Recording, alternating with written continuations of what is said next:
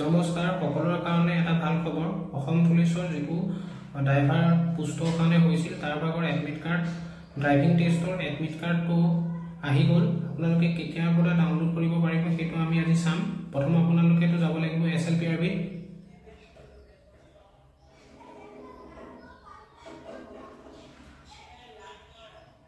এইটোৱে হৈছে নোটিছখন আমি ইয়াত প্ৰথমে ডাউনলোড কৰি লম এইখনে হৈছে নোটিছখন আপোনালোকৰ ড্ৰাইভিং টেষ্টৰ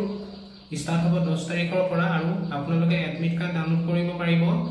মাৰ্চৰ 4 তাৰিখৰ